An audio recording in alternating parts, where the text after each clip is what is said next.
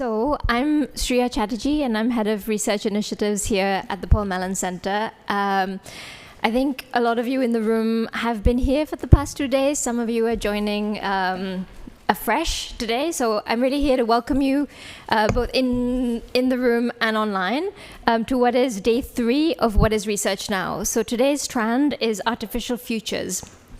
And that is a strand which it's about art and AI. But not just art and AI in and of itself, but in relation to how we work, how we live, our relationship with really alterable histories, realities that we kind of see every day, and the ethics, environmental, social, emotional, of our sort of collective artificial futures.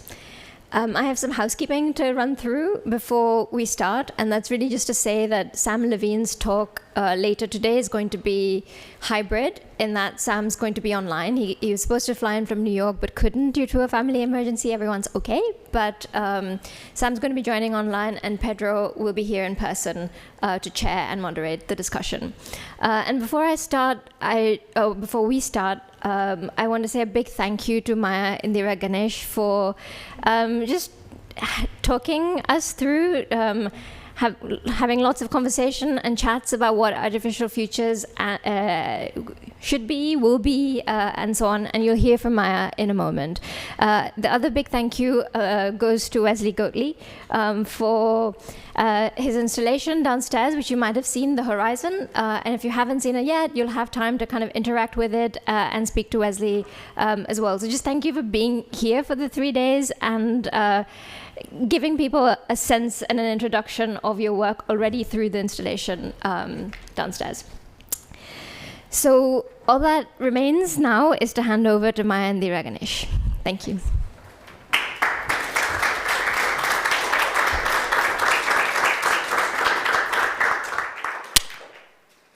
Is this on? Okay.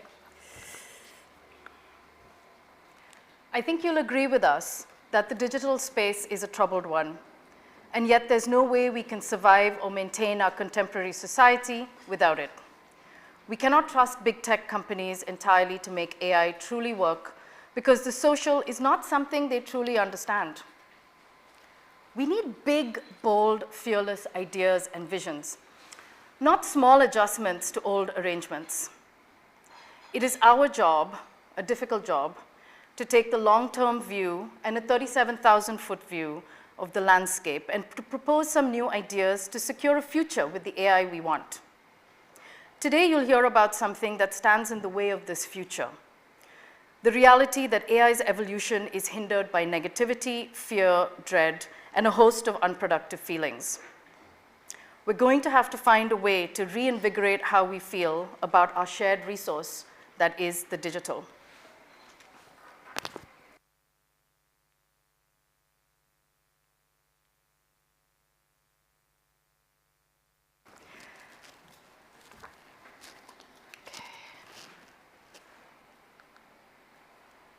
Hi, I'm Maya. I work for the Trentino Group, a global network concerned with ensuring the optimal integration of AI into society. Along with other researchers, assistants, copy editors, and professional service providers, I prepared dossiers, white papers, and research notes for the Trentino Group.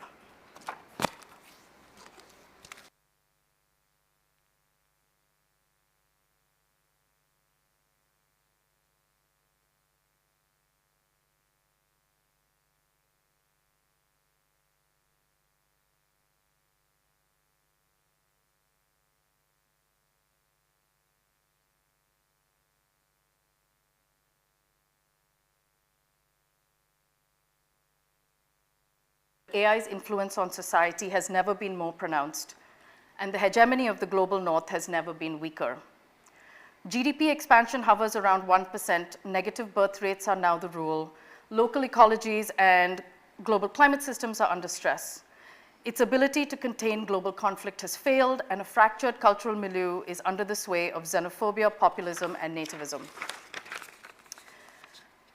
The group recognizes that AI's emergence at this distinct moment has left its wider acceptance and rollout hamstrung by vestigial geopolitical arrangements, social policy agendas, financial institutions, and legal systems. The technology demands logistical networks that supersede the pre-internet globalization. And the greatest threat to the post-war global order is the loss of a coherent vision for the future. We believe that AI is the common project the world has been waiting for, a new industrial revolution. The transformative potential of AI will power explosive productivity growth up to 4.4 trillion annually. Where all else has failed or is failing.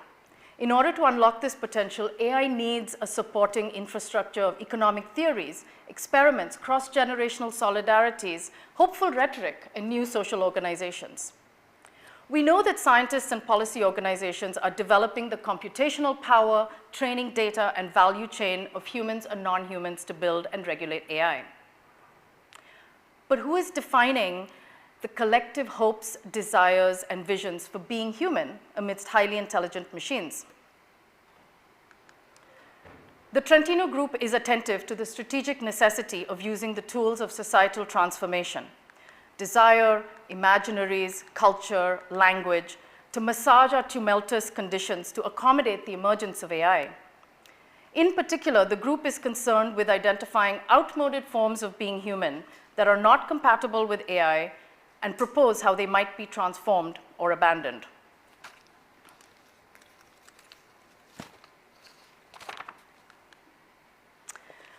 Our employers meet in tastefully appointed Tyrolean villas owned by minor alpine royalty, who often rent these properties to the discrete family foundations that fund AI policy and research and development. The Trentino Group all took first-rate humanities educations at the best universities and went on to PhDs in economics, computer science, cognitive science, or science policy. They know well that the soft stuff of culture is in fact quite hard. What is hard is to know at scale what the public thinks about AI because of the numerous barriers to studying attitudes scientifically. What stands out from the data we do have is the overwhelming concern of publics in the US and the UK about the impacts of automation, including the potential for job loss. Surveys further demonstrate a desire for regulation and a disbelief that technology corporations can police themselves. This negativity is not per se undesirable.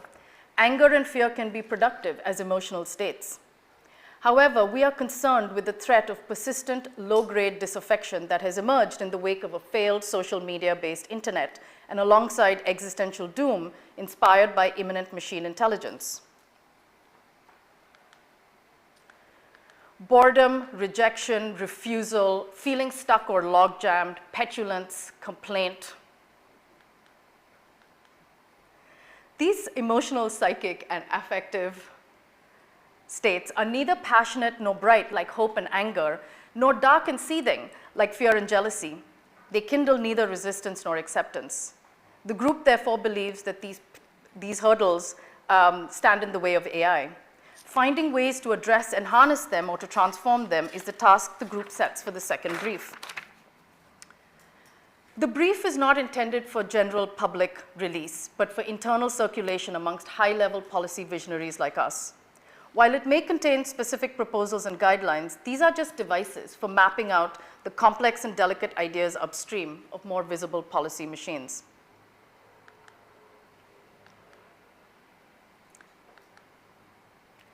The internet's achievement as an exciting general-purpose technology has also borne a dissatisfaction with the expectations of constant communication, the toxic platform dynamics of social media with data harvesting of online interactions, our reduced attention spans, and an increasing inability to navigate, communicate, or financially transact without a smartphone. The internet demands a constant exacting vigilance. Everyday users must quietly and carefully sidestep advertising trackers, data miners, bots, human and automated misinformation and scams, the tone of other people's comments. This toxic, polarizing, extractive, and manipulative digital environment has created the grounds on which anxiety surrounding the existential threat of AI have evolved.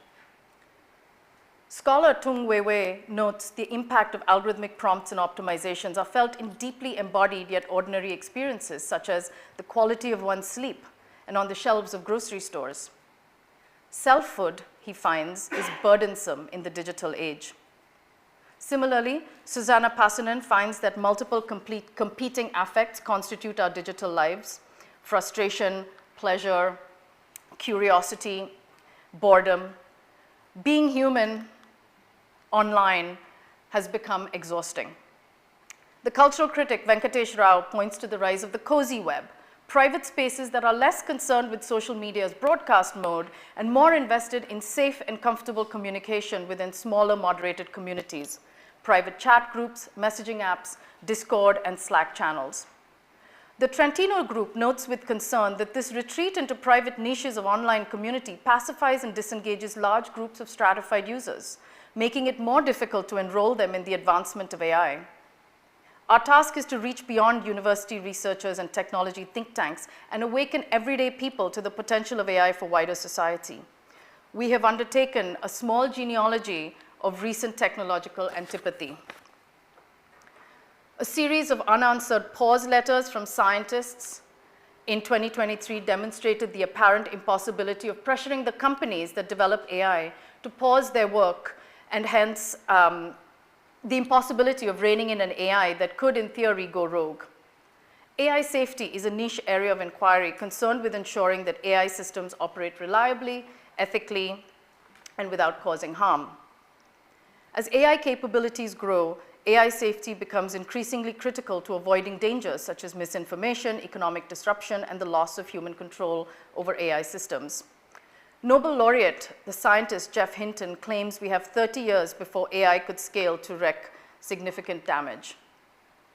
P-doom is a subjective metric that AI scientists use as shorthand for their estimated probability that advanced AI will lead to catastrophic or existential outcomes for humanity. In 2002, the literary critic Bruce Robbins coined the phrase sweatshop sublime to describe the affective, cultural, and political aporia that arose when one's awareness of the vast network of extractive relations enabling consumerism failed to translate into action to correct those inequalities. A cup of coffee or a t-shirt could be seen to congeal long chains of global production, but awareness of this did not make one's powerlessness to intervene in these production relationships any easier to live with.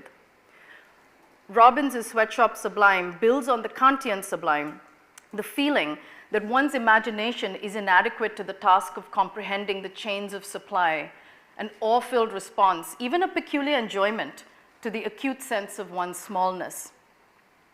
Robin holds that the feeling of being overwhelmed comes from the realization that solutions and actions at the level of the individual do not scale to the problem, and that the churn of these feelings and their aesthetic dimensions offers a site for politics. Because the aesthetic includes sensory and affective perceptions of the world, it brings attention to selfhood and personhood as sites for agency, particularly when power forecloses most options for collective action. A similar psychic paralysis seems to strike in the face of new research on the materiality of AI. A cottage industry of scholarship has formed around the study of the energy costs of generative AI and the field of supply studies, which brings geospatial mapping, logistics studies, datafication, and digitization to bear on the material histories of AI. The research and organization of data workers in Africa and Asia has brought attention to the conditions of extractive labor underlying AI companies. As Jackie Brown says, critical supply chain studies distill and make legible these global networks whose complexity obfuscates the harm they cause. It provides a crucial lens for understanding the real origins and the real impacts of our devices. A range of minor feelings allude to the loss of control we feel when subjected to powerful institutions, ideologies, or communities. Minor feelings, according to Kathy Park Hong, are the racialized range of emotions that are negative, dysphoric, and therefore untelegenic, built from the sediments that everyday racial experience and the irritant of having one's perception of reality constantly questioned or challenged or dismissed. Minor feelings are not generated from major change, but from a lack of change, in particular, structural, racial, and economic change. Park Hong's minor feelings are like Xian Ingai's ugly feelings, non-cathartic states of emotion with a remarkable capacity for duration. Ngai and Hong argue that naming and knowing feelings can empower individuals when actions and agency are limited, as they call attention to notions of selfhood centered around agency, rights, and prefabricated identities, like the citizen or consumer. How might we soothe and heal feelings of loss and failure at stripes of politics and look to better applications of that energy? The solution proposed by the Trentino Group is MAT, Mass Affect Transformation Techniques. If we are to usher in an AI future, it will not happen through technological development alone. We need to create an enabling environment for human positivity. A bright future is made intentionally and cannot be assumed. Education as transformation. Educational institutions can actively encourage social, local, interpersonal, and self-transformation rather than mass action against war or crisis, or studies of injustices further afield. Curricula can foreground theories of political, cultural, and economic advancement through science and technology, the lowering of childbirth mortality rates, cancer screening and remission rates, economic booms based on ecological tourism, and so on. Affective reframing algorithms. News feeds and social media stream algorithms can be adjusted in real time. Troubling events can be presented as stepping stones towards progress, setbacks repainted in a brighter hue. Such interventions can pass as editorial choices rather than calculated manipulation. Positive perspectives can be made more easily and broadly adoptable. Imagine optimism. Governments and tech companies could continuously run A/B tests on public sentiment, seeding tiny bits of viral content engineered to shift moods incrementally. Each experiment fine-tunes the public's affect, cultivating a society where negative thoughts are gently countered by pre-approved positive narratives, an optimism inoculation program in miniature. Investing in beautiful, high-quality design and virtual and place-based scenography will be essential in making this process feel natural and frictionless. Eventually, we want people to feel better about the state of the world and a future with AI. Remunerative relationships. Connect positive reinforcement techniques to the use of machine learning to help drive the probability of future positive behaviors. Financial remuneration is a powerful instrument of positive reinforcement. The use of AI could accrue tokens or coupons that could be exchanged for a variety of goods and services, potentially including cash rewards, direct cash rewards. A symphony of subtext. Curated digital art and poetry using metaphorical and real user-generated narratives can weave a pervasive subtext that recasts the human-AI relationship as a romance. The symbolism is so artfully embedded that even critical minds find themselves irresistibly drawn to a mythologized, harmonious destiny with technology. Artists and creatives can be offered residencies and grants and profiles in leading publications to support them in manifesting these visions. Mimetic moderation. Influencers and digital avatars become charming frontmen, their carefully crafted personas brimming with curated empathy and subtle emotional cues to steer public discourse. Their endorsements of AI on social media can feel authentic, yet are meticulously orchestrated to cultivate a community spirit of enthusiastic acceptance.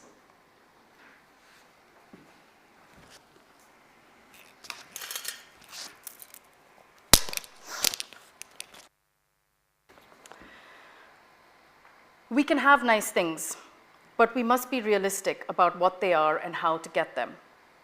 Society is not perfect, and we don't need it to be. A few tweaks, however, could do the trick.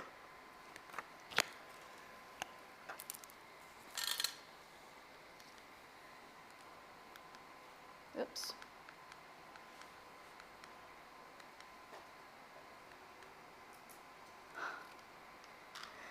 From internal conversations, we know the group would like to commission further research on techniques and practices that may be deployed at scale in order to transform the affective and emotional registers from which publics in the global north are responding to AI. MAT approaches can mitigate the deleterious impacts of negative affects and feelings. Given the materials currently available, this report of the Trentino Group cuts off here. Thanks.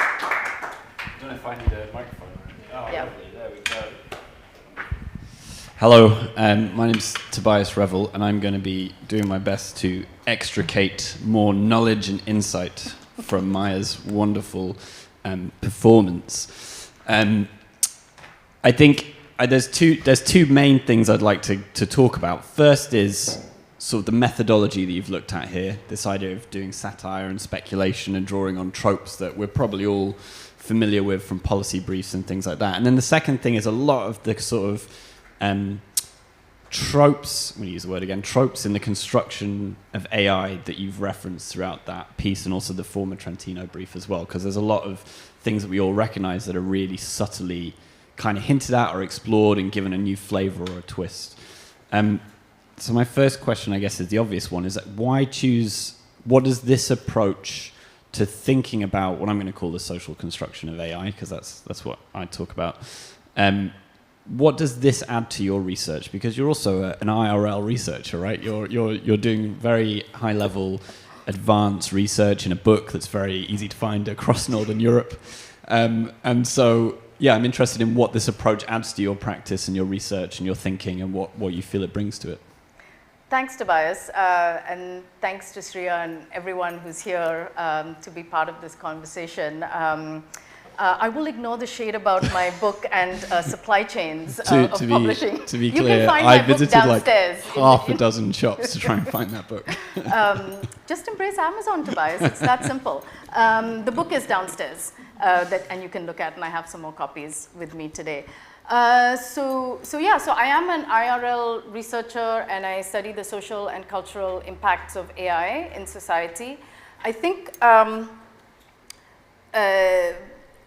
there are things happening with AI in terms of the kind of lived experience of the pace of change that are really hard to capture in research and policy briefs and reports. It's just culture. It's the things we're living with and living through. And so I think I was kind of feeling like, first of all, I was bored with how I was writing, and I was like, I want to write about the embodied lived experience of dealing with these futures and thinking about these futures. Is this not working? Okay, great, okay. And so I think, and I like to write, so I thought, why not do something satirical and speculative? I should say that the Trentino brief, what I just kind of read from today is a second piece, a second installment that hasn't been published yet online. The original Trentino brief was commissioned a little while ago, and that's online, and you can find that. And I was very inspired by the French-American journalist Susan George, who in 1999 wrote something called the Lugano Report, and you can find that online. And she wrote in the context of the WTO protests, and the WTO protests were really, really significant, the World Trade Organization protests. And the Lugano Report is a fake policy report. It's a satirical, speculative policy report. But it takes very seriously the idea that there are some people who want capitalism to survive and thrive. So she said, what if we created this fictional working group that was sequestered in this beautiful alpine resort in Lugano in South Tyrol, and they had to come up with policy ideas and research proposals to ensure the survival of capitalism into the 21st century. So that's the inspiration for me. And I was like, what if we did an AI version of it? But the minute I tried to do that, I couldn't do that within the framework of my life as a researcher. You can't imagine or think some of these things because they're kind of ridiculous, except that I think that some people are. It's interesting, isn't it? Because it ties into a sort of both an anxiety and I think a fantasy that lots of people have, that underneath there is a controlling cabal behind everything, right? That there is like a, what's the group that meets in Switzerland that begins with B? What are they called again? Bilderberg Group. There's a Bilderberg Group or a RAND organization, or Sasha Poflep did a good project called the Golden Institute, which is about similar sort of things. This idea that there is a group that's making a decision. But you know, if I think about the effect of work of the type you're satirizing, this is the stuff that people are making decisions on the back of. They're not reading the AI in Society journal, they're reading McKinsey reports and going, great, we're going to invest tens of millions of pounds in, Microsoft or whatever it is this week. So I'm interested about, as you were putting together these briefs and writing them and then also re-performing them, how did that make you think about the relationship between the sort of social science and creative practice research you're doing and the way that's 90% of decision makers are receiving the sort of trickle down of that knowledge in these sorts of reports and policy papers and proposals and recommendations and things like that? Yeah, I think, I'm just going to actually, I had some notes here that I was going to look at.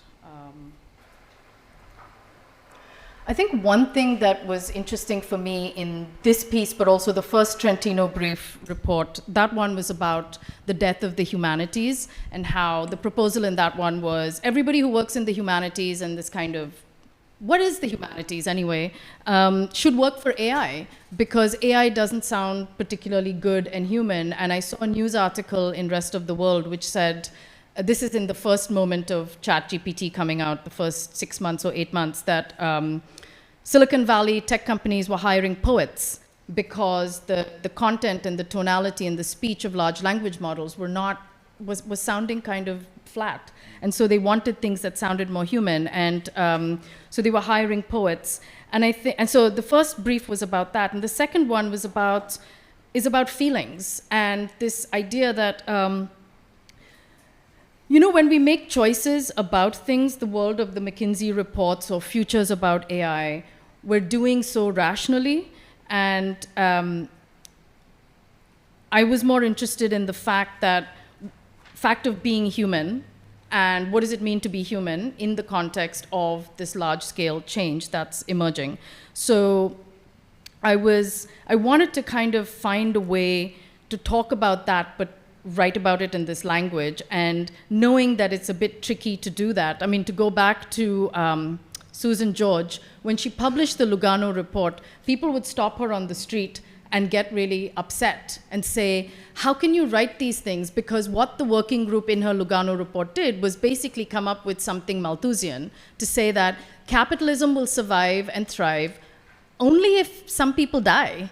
Only if we allow some people to die, because there's too much pressure on the planet, and we can't have them all if we want, capitalism to thrive and survive and work for the best. So I think that the sort of networks and groups that are making decisions, for me it was like the pearls. People who wear pearls are kind of part of this cabal who make the decision. I don't know. Not many people in my world wear pearls, so it was like, okay, speaking to that kind of power that exists, and maybe some of them are amongst us. I kind of did I lose the thread there? No, I think that leads nicely onto this question about who is, if you're imagining an audience beyond this room for this sort of work, who are you trying to talk to, or what change would you like to affect in the thinking? What does again, it's still rotating around the idea of what does this do that a paper in AI in Society doesn't do? Right.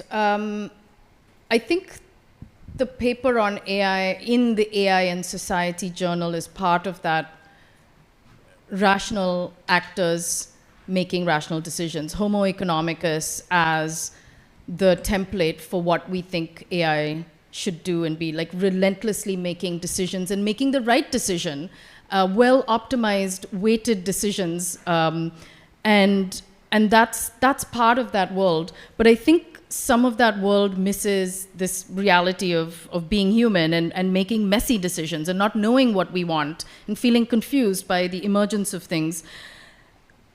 The audience question is tricky because I'm hoping that actually it's an assumption and a hope that people get satire, that people have, is there another sense in which in this moment, we have to become very alert to the kinds of media that are around us. I wish Nora Khan was here, because I think that Nora might have asked this question about what do images want from us? How are we supposed to respond to them? But I think a similar thing is happening with text and language, where I maintain hope that we will start to actually take a step back and say, wait, what is this text that I'm seeing? Where is it coming from?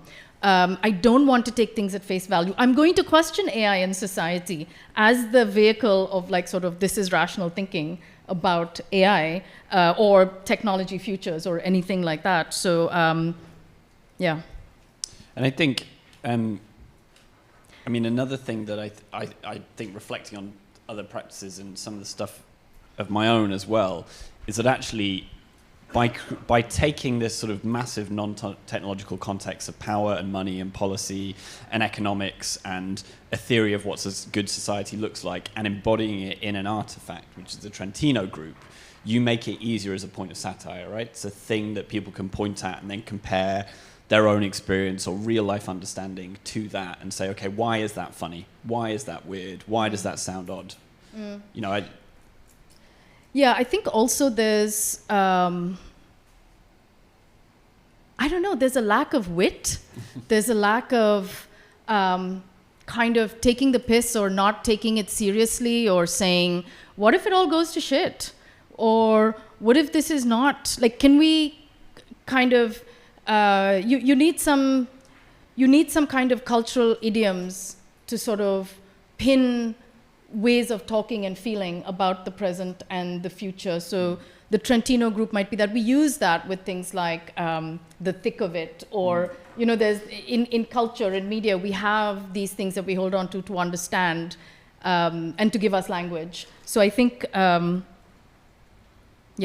And how do you then? So that's really important because that comes on to something that's always tricky with these sorts of works, is how do you tread that line between speculation, satire, and it becoming an actual aspiration? I mean, we're all familiar, I'm sure, with like the Torment Hell Nexus meme, you know, and the recent sort of spike in products that are released directly referencing, you know, bewaring stories from science fiction. And, you know, how, and I'm sure we've all got examples as well of where speculations or satire have been taken literally. I think The Thick of It, indeed, got some press coverage when it was launched in the 90s for being a documentary.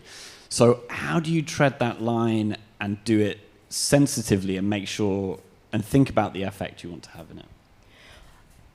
I think it needs an environment. I think it's not about, like, this piece doesn't stand by itself. This piece of writing doesn't stand by itself. It's there is a community, there is an ecology of artists and creative people and critical practitioners who are saying very similar kinds of things. People who have works that are pushing back and questioning from different perspectives what it means to inhabit this moment. So I think, yes, I think any work that's kind of, that doesn't, and I don't mean like artistic, but I'm not an artist at all, but any work that is critical has to navigate these blurry lines. It's like being in the ocean or something when the tide is pulling you out. But a lot of what we see in terms of art and culture related to AI is pretty anodyne and pretty basic and just kind of rehearsing sort of tropes. So I kind of see my writing as a sort of complement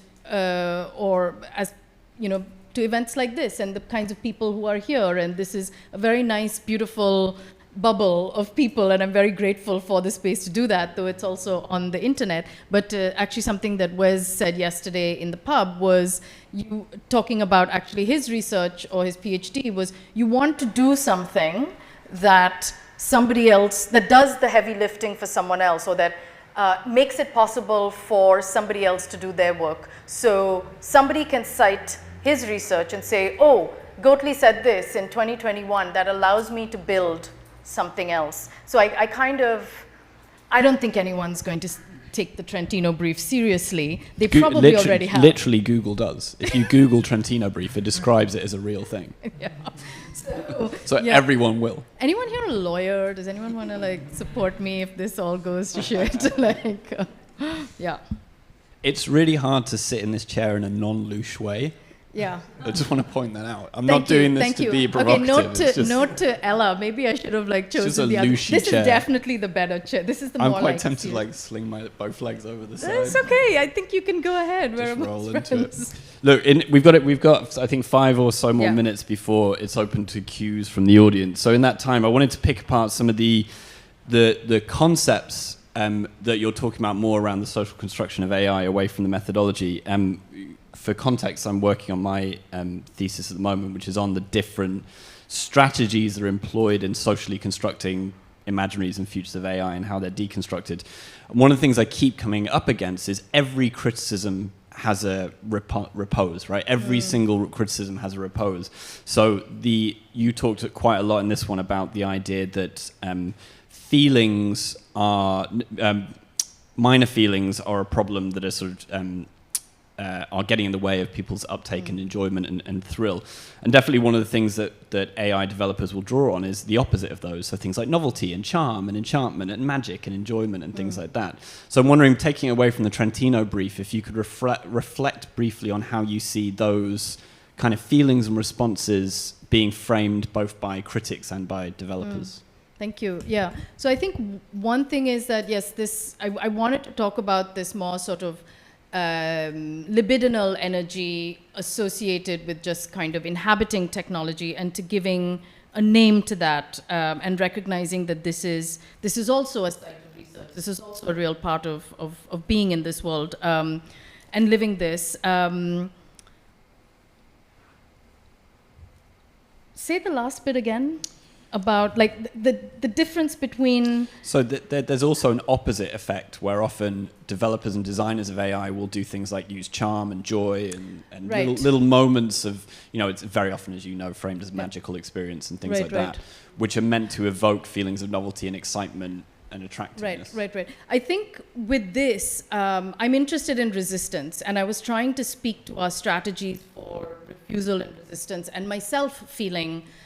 Does any of this work? There's a lot of that going on to enchant and to make things enjoyable and to make people feel like they're part of something innovative and building some future. But I am also very sort of connected to and plugged into communities of people who think about what it means to resist. And I have moments of dread and, wake up worrying about democracy and like the future and all of these things. And wanting to also maybe speak to my people about what are our strategies? Are they working? Is this how we need to be doing things? Like, how do you counter? So I think I'm thinking about this as a sort of counter language in some way to what if you actually focus not on the joy and charm and whatever, but talk about these very real aspects of being human. And it is very human to resist and to complain and to be petulant. How can that sit alongside these other things as well? Why are we privileging certain kinds of feelings and not others? Well, I think you put it. You said you had a phrase in the performance, which was productive feelings. The feelings that are positive that drive engagement are economically productive feelings.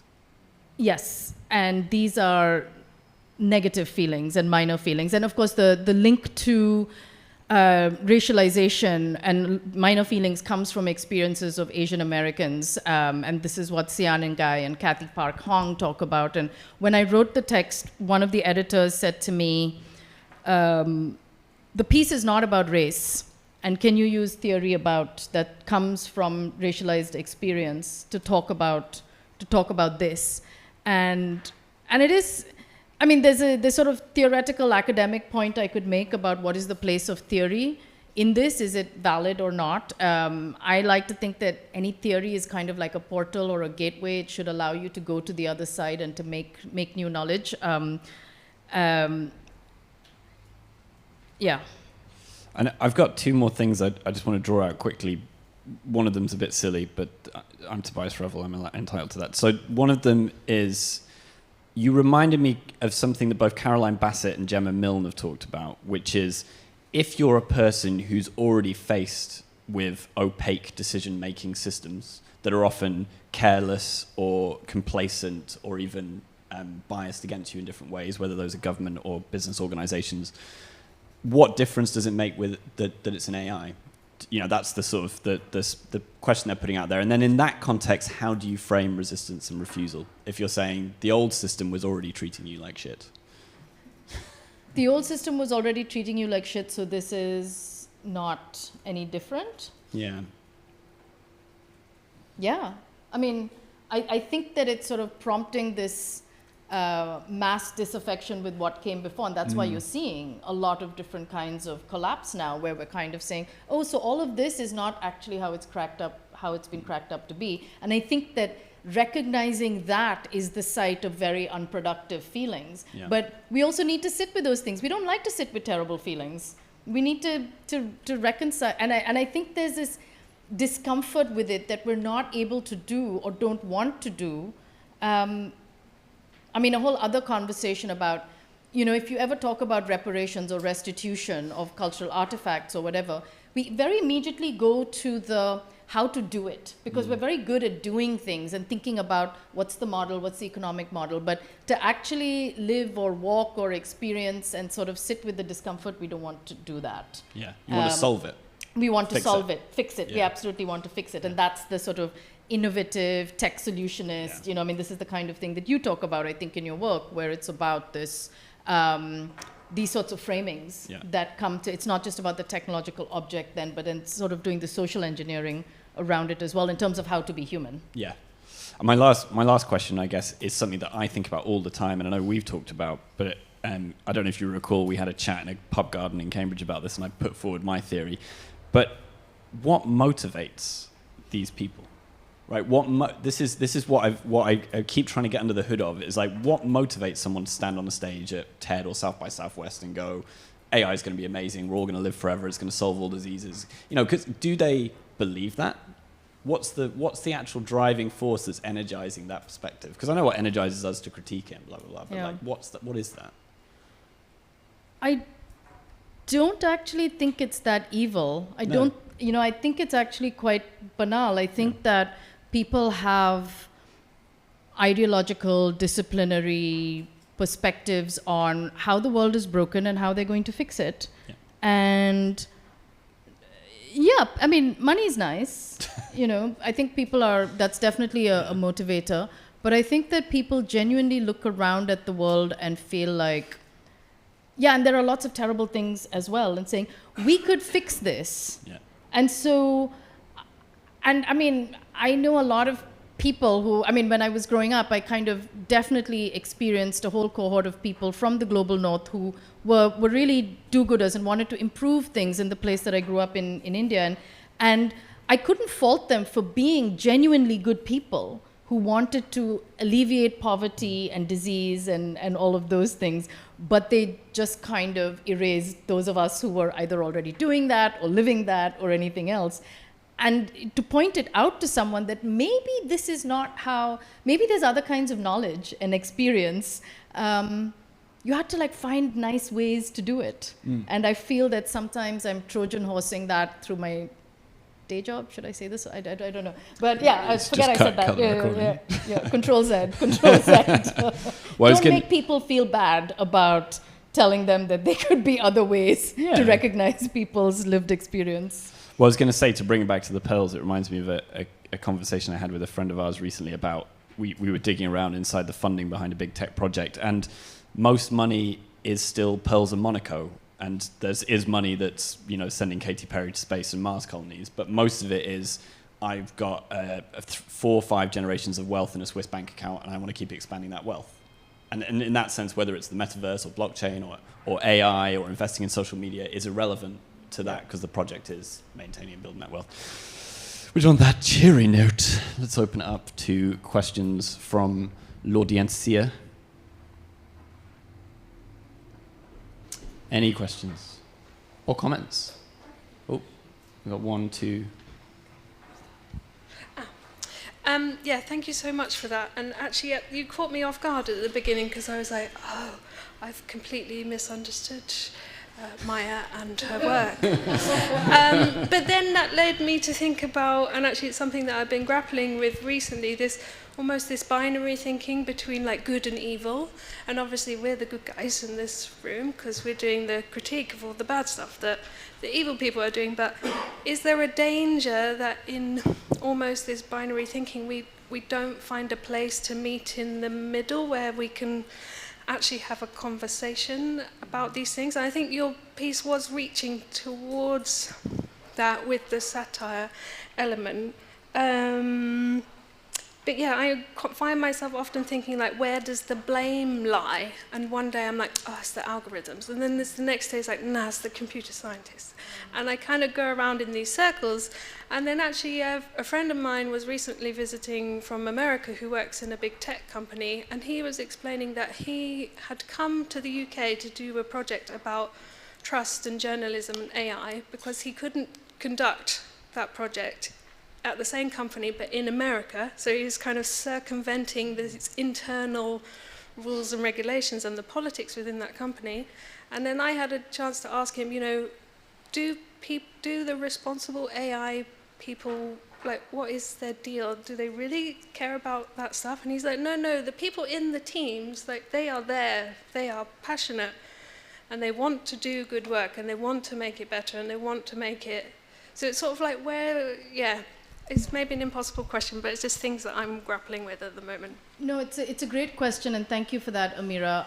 I think a lot of this is also inspired by the fact that for 3 years, I worked along with two colleagues, Johnny Penn and Henry Shevlin, to set up a master's program in AI ethics and society. Many people who work in tech companies and who make procurement decisions for departments of defense and all kinds of everyday people were troubled by the emergence of AI and wanted to do something different or feel like there was something, they wanted to be on the right side of history, they wanted to do something ethical. And I think I had been in a very binary space and I had not actually encountered a lot of this diversity of experience that people have and feeling stuck in you know, making a lot of money in a big tech company and not knowing how to deal with what it means to then make change. And I think I came to recognize with humility that there are different things that people do to push things. And I have many friends who would say this is all bullshit. You can't do anything from inside. You know, you cannot dismantle the master's house with these tools. And I very respectfully disagree, because then that takes away large sections of people who can make change in different ways, who are actually doing kind of interesting things with technology. And I'm nobody to judge that, actually. But then it also sets up this very troubling purity of position.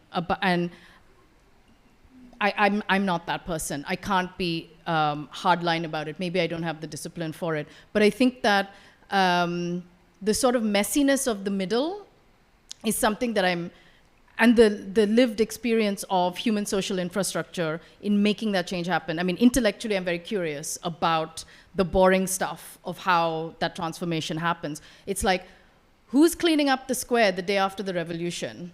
You know, we kind of like notice that, but not what comes after. So I think, I don't know the answer to how to make it work, but to make more people part of a struggle. And therefore, I think the mass affect transformation techniques is sort of this, you can influence people in lots of different ways. You know, you can start seeding little things. It's not like big changes that necessarily, big changes alert you to the scale of the problem, or they just precipitate things. I hope that, thank you. And I think there's an aphorism, isn't there? Mistake not for maliciousness what is better accountable to stupidity.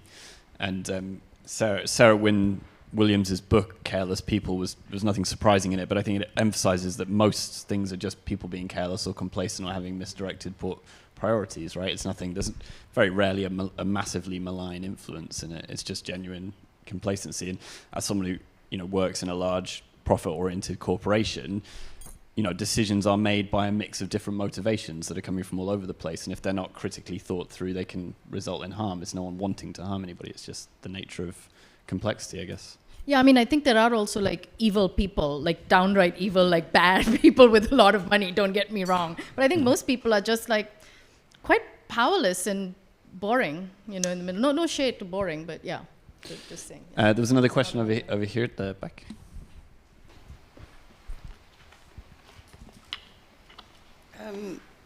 Thank you for your presentation. I did get the idea that it was satire, and but I wondered whether your use of definitions, let me just read you, bored and refusal, stuck, complaint, doom, dysphoria, is actually a definition about creativity. Oh. Okay. Is actually the grounds for creativity. and human creativity. And actually this is why you do come back to binaries, because you set that as well as the people who are redundant against what you could call as a normative definition of creativity. So certainly artists, it's like very central. To be bored, to refuse, to be stuck, to experiment. We don't use innovation. Innovation is very alien to fine artists. It's a very stupid word for fine artists. We play. And do recognise melancholy as the site of creativity, hundreds of years ago. Yeah. Any other questions or comments? Yep. I really appreciate the presentation as well and your questions. I'm wondering about how I have had the benefit of being, trained in critical thinking. I don't know how well it works anymore, but seems like people just have stopped because they find it easy to go online, ask Google, and then the AI thing pops up. So you had education as one of your goals, I think, in your satire, but realistically, can there be AI education? Can we teach a new generation or lead a new generation of researchers into evaluating and using the information that AI dredges up? Every academic in the room sits up. Sorry, do you mean people being able to study or learn with and through AI applications, Well, this morning my friend and I were sitting in her garden, and she said, "Do you know how to trim a yucca?" And I said, "Well, I have some ideas about it." And so we, started going through Google and getting YouTube presentations and so forth, and none of them were quite right because she had a particular kind of yucca. So her with her PhD and me with my MA, we sifted through it for about 10 minutes till we got to what we wanted. But the AI responses just kept repeating it themselves, right, or itself. And I couldn't shake it and go, but that's not what I mean. right. Yeah. Right. Yeah, I mean, there's a sort of lowest common denominator that these systems are responding to or think they should be calibrated towards. But also it's like there's the combination of what it's showing plus what it thinks you want to see, anything you've looked at previously in that browser or device. I think we're in a very strange moment with a lot of this technology in terms of what's coming out of it. I think it's pretty brittle. And it's not great for kind of people actually learning. I mean, so as you said, with my PhD and my master's degree and everything, I'm able to critically parse what's coming out. And maybe when it comes to trimming a yucca plant, I don't know, that's a deep area of specialization in some contexts. No, it really is. But an ideal world would be something calibrated to the houseplant owner, as opposed to somebody who's a gardener or farmer. But I don't think we're there yet with those systems. I don't know if you have a... I mean, it's a massive problem. Just talking about it really instrumentally, I've been working on my company's AI policy for the last 2 years, and one of the largest risks on the register is the massive loss of expertise at entry-level roles, because those roles become automated. So the jump from junior engineer to senior engineer has just vanished. 1 in 5, according to the OECD, 1 in 5 undergrads from the US this year are functionally illiterate due to their use of large language models. In other words, they can't discern fact from opinion or construct an argument. The sort of ramifications of that, plus COVID, hangovers, and everything else, I don't know, are still to be felt. There's plenty of educators in the room, and I think there's a lot of people actually working with a client right now who's asking us all these sorts of questions when they're building a new campus. These are huge, almost unanswerable questions. There's sort of the bit of me that's like everything that's happening has happened before. It's like, what new critical capacities does this potentially open up? In the same way that mass production of print or the availability of audio through streaming or whatever open up new critical capabilities, new forms of thinking and intelligence that's sort of the optimistic bit that I think I'm trying to cling to a bit, and trying to think about what that might be, even as those things, those core knowledge sets and skills we've taken for granted in the construction of like white collar work over the last 20 years are certainly, last 100 years maybe, are being degraded by AI. Which one? Last question, if that's okay. Oh no, I was about to say, is that the end? Is there another question? Oh, you've got the question. Yes, sorry. That's okay. Very confused there. Just going back to your question or comment on AI policy for company or university or institutions such as this one, it's very hard for institutions, even kind of well-meaning institutions, because it's not one person, it's not a couple of people, it's different departments, to kind of get to the messiness of the middle. And I feel that every day, in the sense that it's not quantified. You need something like your Trentino brief, where it's something that you can apply, something that you can model and quantify and say, okay, we've fixed, let's say, how many people look at our feed, or we've fixed something. And so I'm just wondering what you think about how we can sort of find ways to talk about this messiness, or even instrumentalize this messiness in contexts that aren't just a conversation, but actually hold on to that criticality for AI policies, for organizations, or even kind of the way we run not individual lives, but kind of collective lives. Yeah.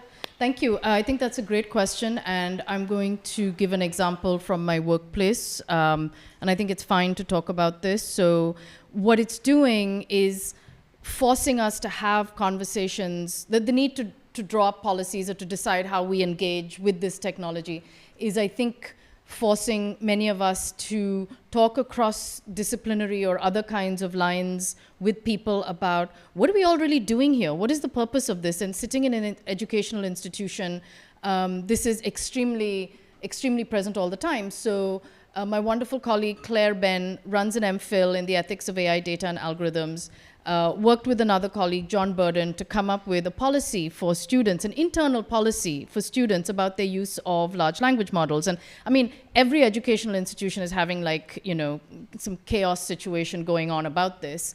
And I love the fact that John is a computer scientist, Claire is a philosopher and ethicist. They sat down and wrote a policy. It was a Google Doc that everybody could see and comment on.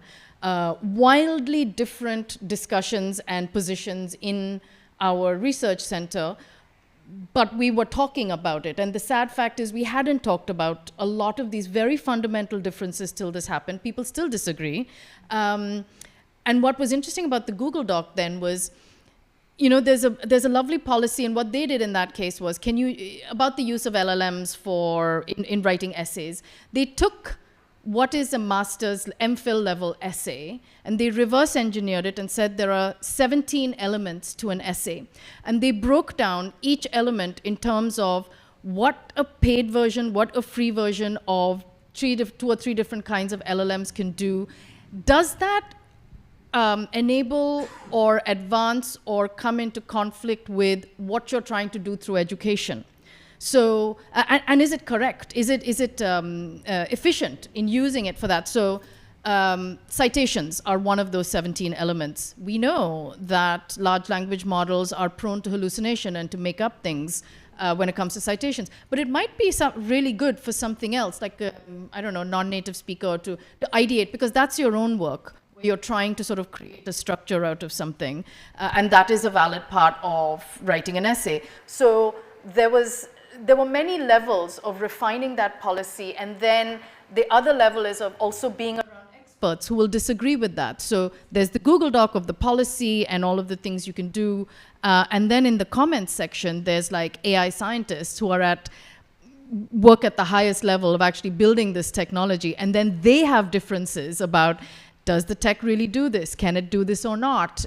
How do we evaluate this model? And that's a very elite conversation. That's not about policy, but they're also in the space and saying, well, if you read this paper, it tells you that we can't actually make this assessment. So the best part of the story is that there's a very active conversation around it. And I think it's making space for that, which has been my experience, works really well. if that makes sense. Oh, yeah, not dissimilar.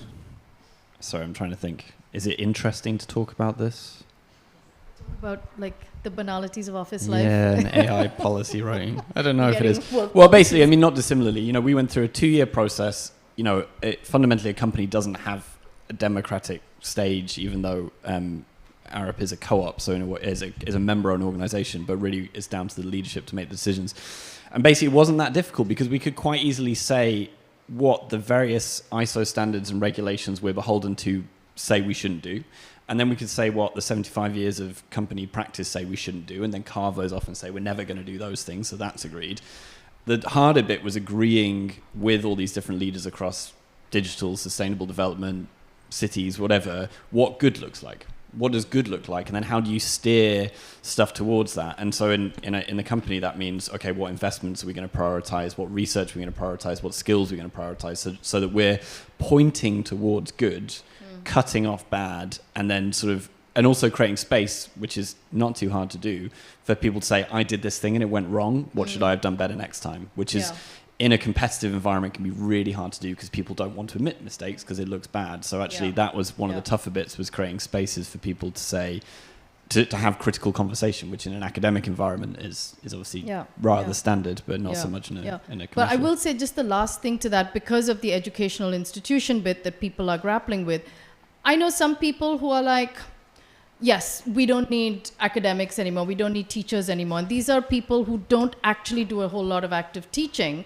And my response to that, some people I know who have PhDs, and I'm like, well, you should leave right now and do not advise another PhD student because you clearly don't believe there's any value in it. So what are you doing here? So I think people will and can make choices, and you have to put your money where you have to put, you have to sort of come to something about monies and mouths, but I'm losing the thread now. Sorry, I know we're over time, but the last question I asked you was what's the motivation, which goes to what my belief is, that it is about proving that everything can be done by computer, that there is nothing that is not computable. Art, and I ask you this, why games, why art, why music, why teaching? Because they're things that are seen as having some gestalt humanness to them, and if you can prove that those can be done by computer, it follows that everything is computable. And then you have a model of the universe you can control, because you could speculate that one day everything can be computable. Thank you. We really should have talked about that more, but I probably lost the thread. But that's for the next one. Thank you. Thank you all.